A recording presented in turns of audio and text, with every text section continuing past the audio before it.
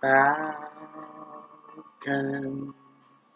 saw they couldn't beat the Bills at home. Matt Ryan is a big fraud, and speaking of frauds, let's get to the Patriots. Saw Tom Brady shit the bed at home. Cam Newton beat Brady's ass, 'cause Tom couldn't pass, just like that bad man.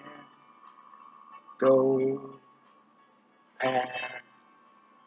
Rodgers won big this week at home.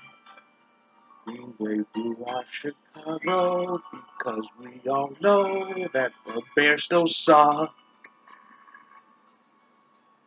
What a week 4, huh? It was a great week. It was even better than week 3.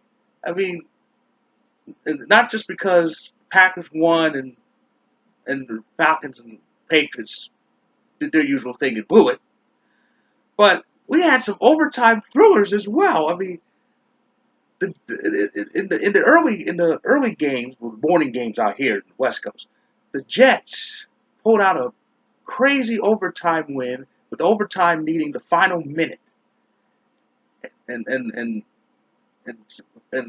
they got the field goal through, and of course the Jets kicker is Chandler Catanzaro. Remember that name? He's the moron who missed the chip shot in the 6-6 tie last year. Best game I've ever seen. But Catanzaro made a longer field goal that gave the Jets the win. The Jets are 2-2, and technically they're in second place ahead of New England. And I mentioned the Bills. I mentioned the Bills before. The Bills are 3-1, with 1/4 of their season done. So is this it? Are they finally gonna get in the postseason? Because the Bills have the unfortunate dishonor of being the only team out of the 4 major sports who has never made the playoffs in this century. The Bills' last postseason had to go all the way back to 1999. I was a, I was a freshman in high school, and Family Guy wasn't even on yet. Well, Family Guy was just starting actually when the Bills last made the postseason. So that's what 18 years, 18 years, 18 years. That's enough singing. But um, but yeah, the Bills. Could this be it? Could they make the playoffs? And could they do so as AFC East champions? You know, anything's possible. Anything's possible. And we go for one team, another team on the rise. Of course, is the Rams. The Rams waltzed into Jerry World and beat Dallas. It, First off, anyone thought that would happen, they'd be lying if they thought that was going to happen. But the Rams just took care of Dallas in Jerry World. Now they're 3-1, sitting on top of the NFC West, and even more shocking, the Rams, who averaged even 2 touchdowns a game last year, are the highest scoring team in the league. They have over 140 points already in 4 games. I mean, this is the exact same team from last year. The only thing that really changed is the coach. So it's amazing. The Rams are an amazing story. I hope they do win the division. Number one, it would really prove that the Seahawks do suck. Let's face it, they do stink. But it would be a good story, especially out here. But yeah, and we go from 2 teams on the rise to one on a sharp fall. The Giants. What the hell's going on? You know, they lost yet another game. They are 0-4. They're 0-4 now. They're one of 3. They, the Chargers, and the Niners. And the Browns. They're the only winless teams left in the National Football League. Giants. This is not the same Giants team that that obviously made the playoffs um, last year. That Giants team from last year, that was a good team. They beat up Dallas twice, and they didn't have many holes in that team. Now they're just the former shell of themselves. And 0-4 basically means they're screwed because only one team has made the playoffs since 1990 after an 0-4 start. That was the Chargers back in 1992. Fittingly, this Chargers team is 0-4. Even more fittingly, this Sunday, the Chargers and Giants, they play each other. They play each other. So something's got to give unless the game ends 23-23. So uh, it's amazing. It's weird how topsy turvy everything is. The Giants are real bad. Meanwhile, the Rams are a powerhouse this year, scoring points left and right, left and right. I mean, it's amazing. And the Chiefs rounded out Week 4 with their win over Washington, so they now stand as the NFL's only unbeaten team this year at 4-0, and it's pretty amazing. And of course, I said overtime. I said overtime thriller before.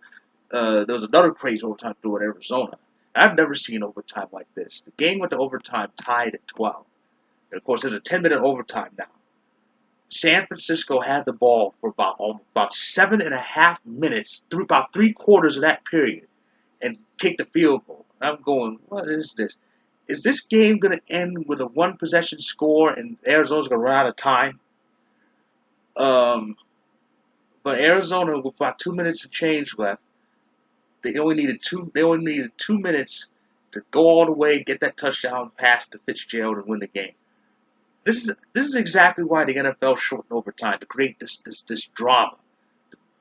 Because to be like Vince McMahon, they're trying to create drama. They're trying to shake things up again, and it, it's amazing. It was a crazy week. Overtime thrillers, shockers, upsets, devastating home losses. I mean, and it's only the first quarter of the season, so it's amazing. So that's my recap of Week 4.